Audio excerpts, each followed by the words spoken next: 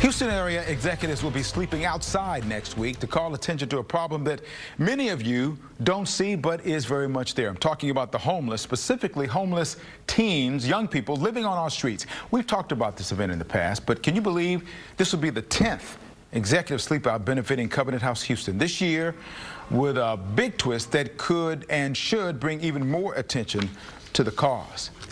Here this morning to talk about what's at stake and what's planned, Leslie Bourne, the Executive Director of Covenant House Texas, and Steve Beagle, co-chair of the Executive Sleep Out. Thank you so much for being here this morning. And Leslie, for those in our audience who aren't really familiar with Covenant House, talk about the challenge that you face with the young people who are on the streets, not only in our community, but across the country. We're trying to help.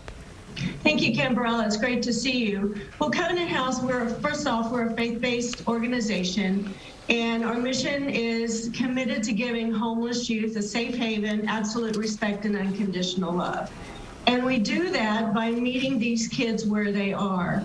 They come from backgrounds of trauma, almost all of them, either aging out of the foster care system, bouncing around in numerous foster care homes throughout their young lives, running away from abusive situations, abusive families, a step parent, and also human trafficking. So our goal is to meet them where they are and to help walk that journey with them during their homeless experience. And also by giving them just more than a bed in a shelter, we provide career development services. We give these kids life skill classes. They didn't have the opportunities like we all did growing up and learning about life. And so some of it is banking, some of it is hygiene, some of it is just basic life skills that get you through your day.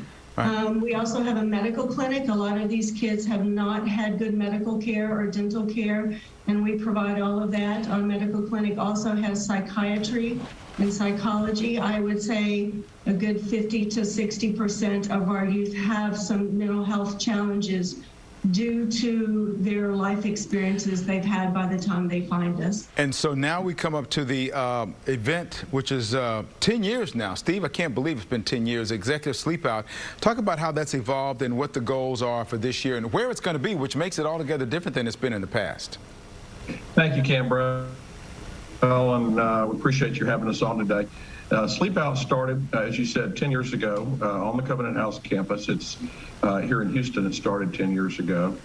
I think that first year there were 20 some odd sleepers who raised somewhere in the neighborhood of $200,000 or $250,000.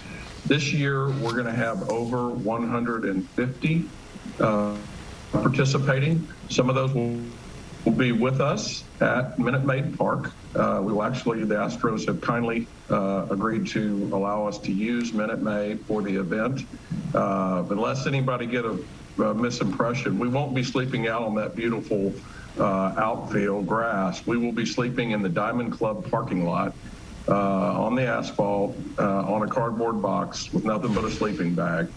Now, we're certainly hoping, Cambrell, that you're going to dial up weather for that November 18th night like we have right now. And this won't be one of those years where we have a monsoon. Right. But we'll be out there regardless. Cold, wet, hot, muggy, it doesn't make any difference because the kids don't have anywhere to escape. That's a good point. You got people can still sign up right now? Yes. Still plenty of time to register, or if they just go to the website, covenanthouse.tx.org. There's a link there to sign up. We ask for those who are going to participate in Sleep Out, Executive Sleep Out, to commit to a goal to raise $5,000 or more. The wonderful thing about raising money for Covenant House is one, it is such a tremendous organization doing great work, changing the trajectory of the lives of the kids it serves from hopelessness to promise, 24/7, 365. But the registration is open. Fundraising will actually continue through the end of the year. So it's not, you got to raise $5,000 by the 18th of November. Right. And so There's a lot of opportunity there, and we would love to have some more people join us. Well, we hope basically we can accommodate. One of the great things about being Minute Maid is we have no limit on the number of people that could participate. Amen. That'll be a good thing. We get as many people as we can. Leslie, a minute left to talk about the goals ultimately financially you want to reach with this. So this is first of all, it's a very impactful and very emotional event for all of these executives that participate. It's really sleeping out and giving a night, outside for a youth that doesn't have to, or sleeping out in solidarity for a homeless youth. This is $1 million event for us. A very important event for us. Our annual budget is a little over $6 million.